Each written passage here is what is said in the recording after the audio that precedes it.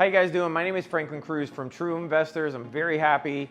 Today we are going to be going over Module 3, Understanding Property Value. Now I know we already went over the introduction of it. We also went over Module 2, going over some case studies. And in this module, it's understanding how do we actually determine property value. Because that's really what matters when it comes down to it is, what is the value of your property? Because now you can start understanding what we're going to offer you on the property as well. So whether it's what I call move-in ready or it needs a lot of work. So these are the items that we have to consider whenever we're viewing a property, whenever we're looking at a property. This is a big deal. So understanding the value and what we call the selling options. So how do we determine what is your home value? What does that look like?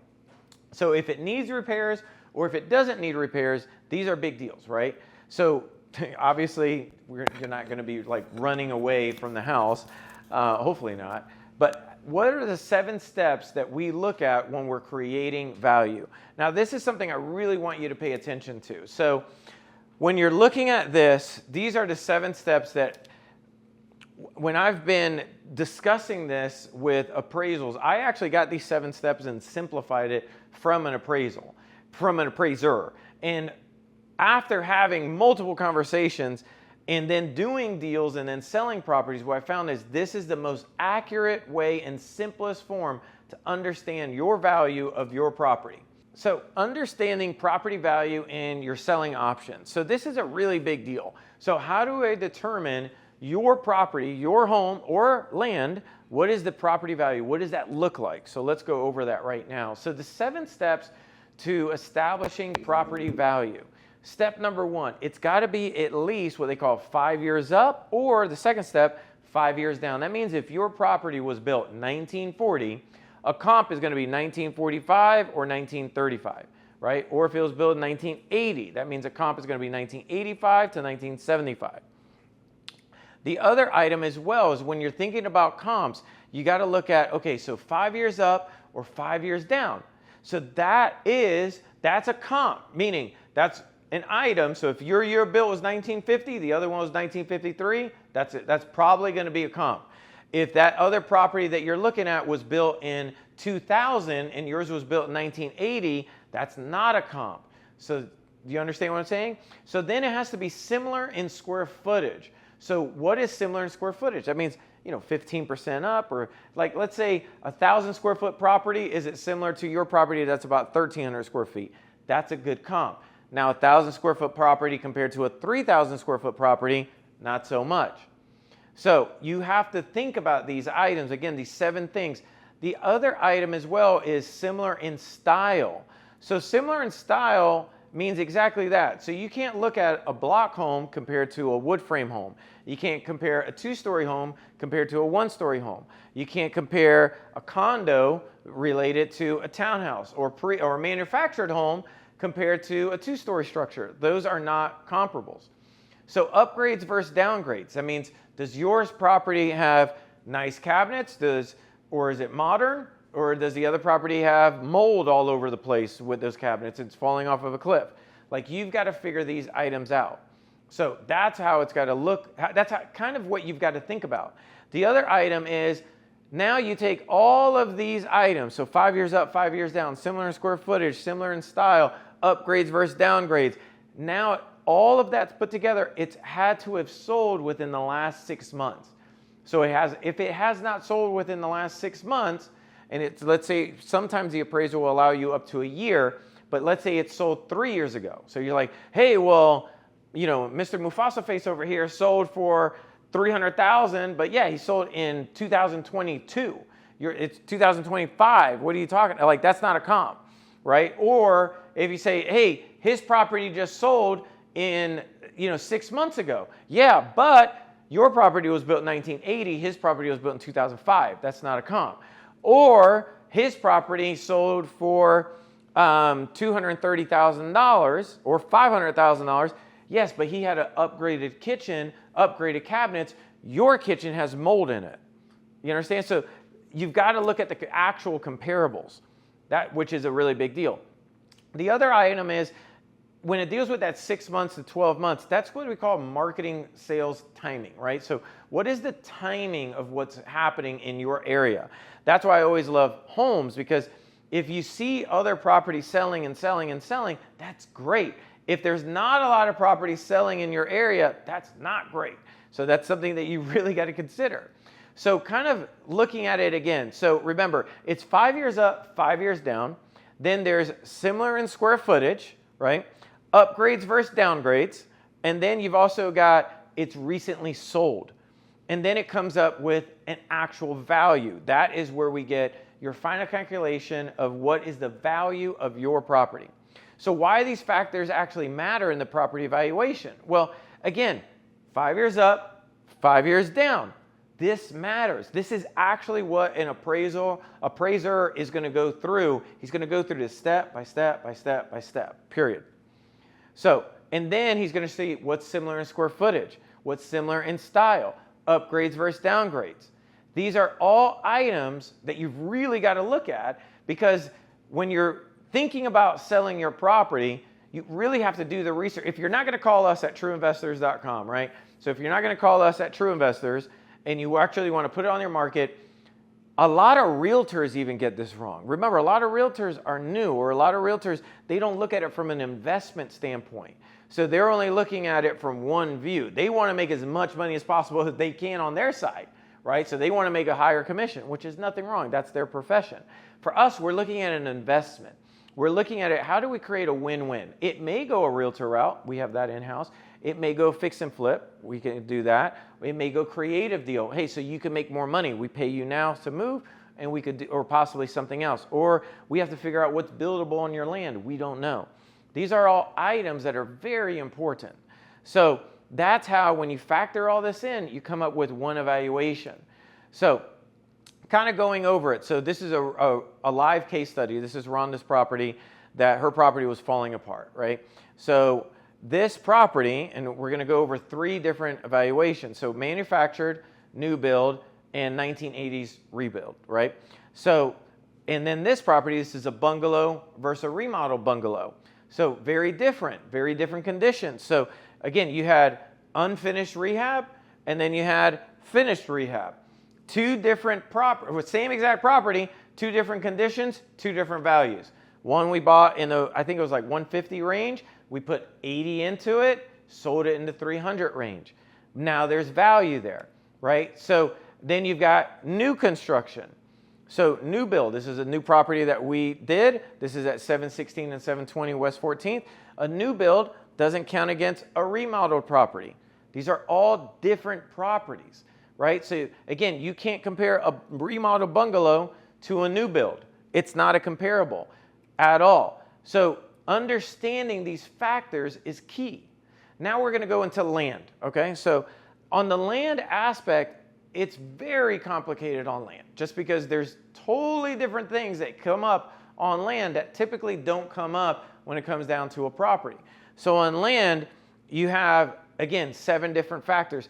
And typically it's what they call buildable square footage. So buildable square footage. So you've got, your first one is, does your land have is it similar to something else that have sold in your area?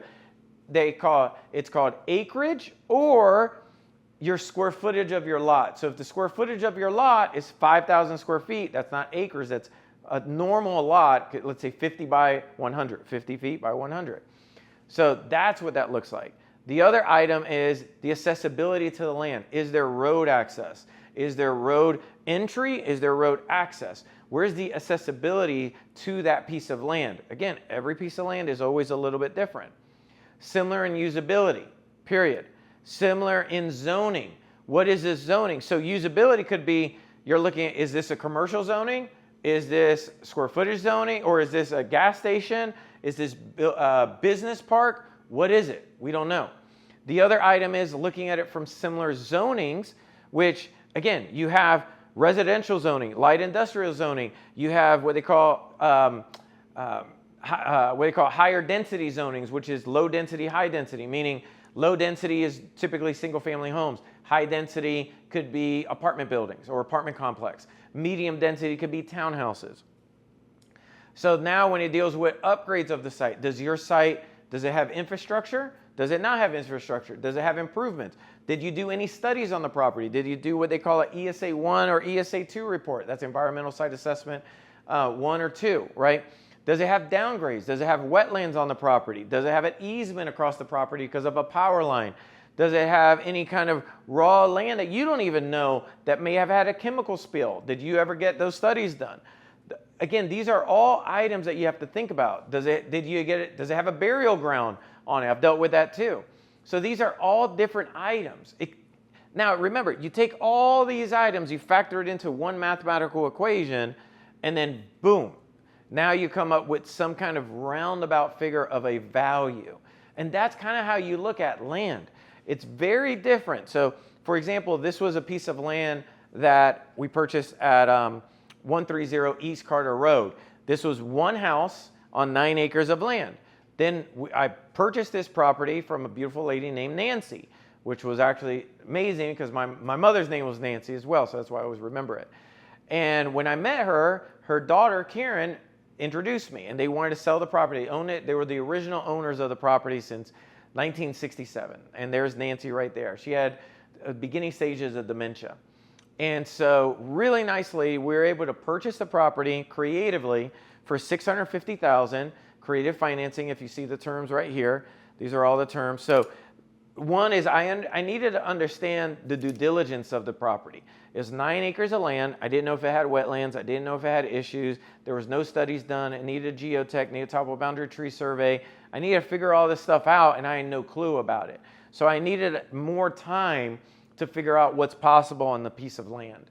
Then after the agreement, and then for an example, after the agreement, we typically take pictures.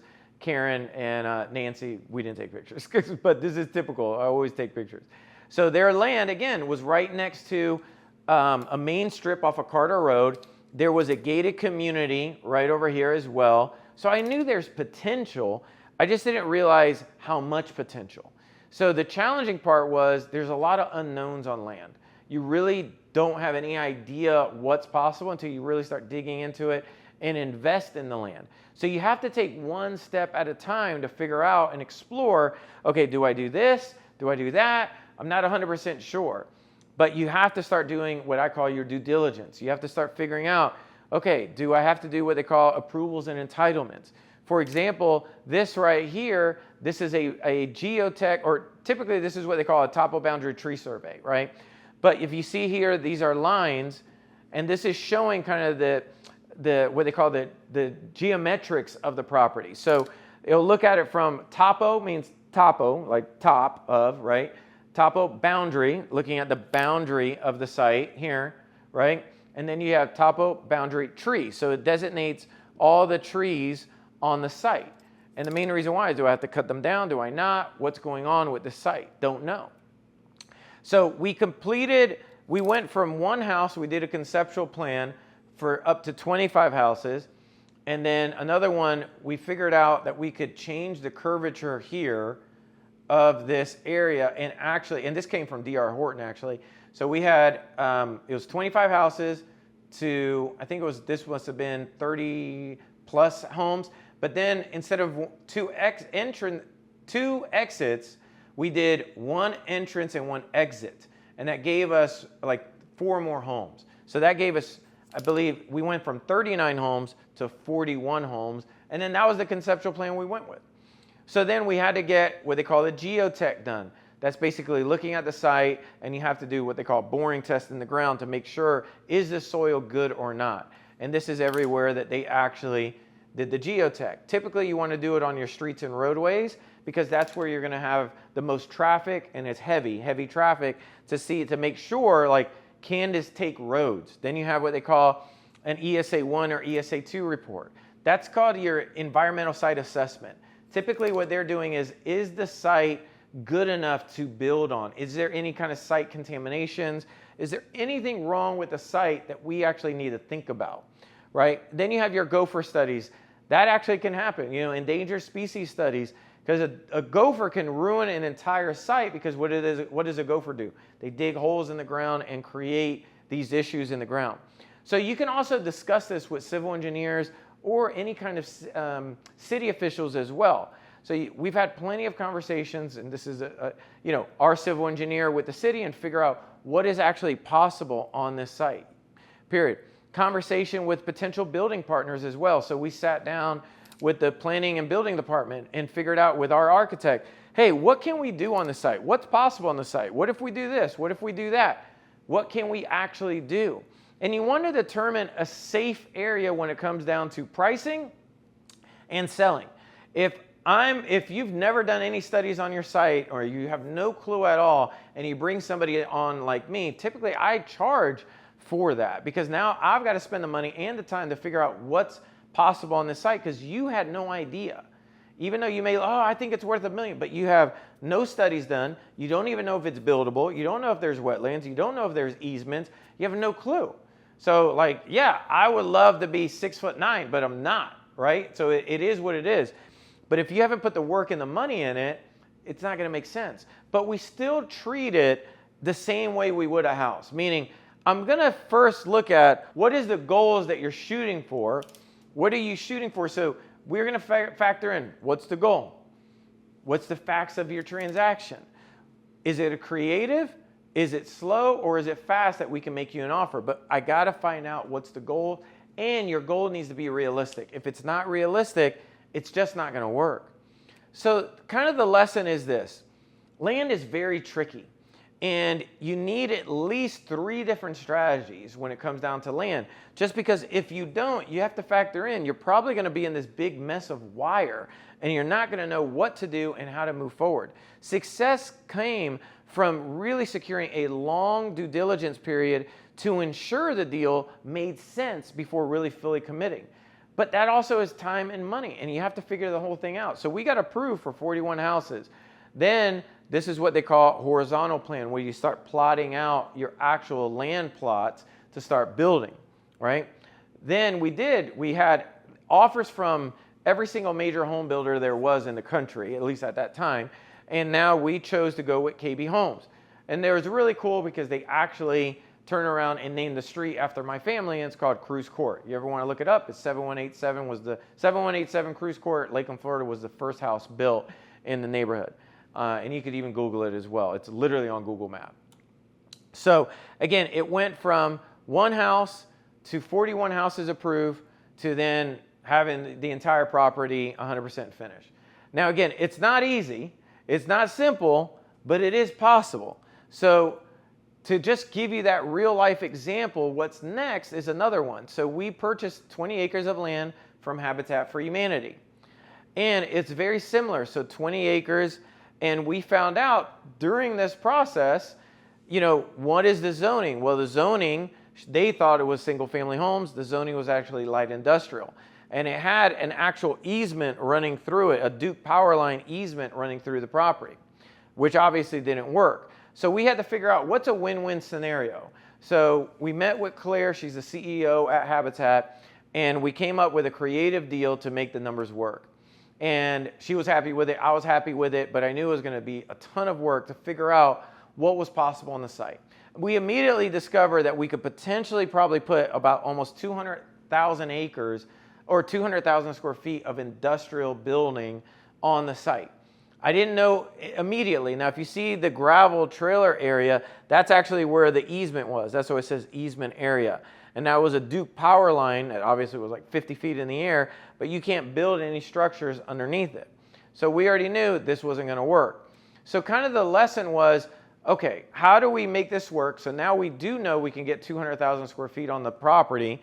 And we did come up with different floor plans and different layouts and different conceptual plans on what's possible on the site. Now remember, there's certain things that you cannot control when it comes down to development and even real estate. You can't control the cost of money. We understand that. And you cannot control the cost of construction. That's what it is. So these are 2 uncontrollable things that I cannot control. But I can control and be very creative on the cost of land. That is where the numbers and it can make sense. So if you're unrealistic with your land price, it's not going to work, because remember the other 2 things that I cannot control. I can't control the cost of money. I can't control the cost of construction. And also it takes a lot of time. right? So it's got to be worth it for everybody, because if it's not, why do it? All right? So again, we just went over understanding how to establish property value. Then we went over how to establish land value. And then we went over examining and basically reviewing a property evaluation from Carter Road, taking it from one lot to 41 homes and actually selling it off, right, and create a win-win with KB Homes, and then doing an industrial side as well and turning that around. So kind of the recap, again, this entire process is all about understanding better how to establish a land value and how to establish a property value. So on the next module, actually on the module that we just went over, we already went over the inspections of a property and how we actually review that property and inspect it. So again, these are big recaps. If you're interested in selling your property, great, fantastic. There's probably a link below that you could click on, or you can go to trueinvestors.com if you're not already there, and you can fill out a form and see if we're interested. But my goal was that now you have a better understanding of what is actually possible when it comes down to land, how do you establish value, and a property. So, all right, my name is Franklin Cruz from True Investors. Thank you so much, and we'll see you on the other side. All right, bye.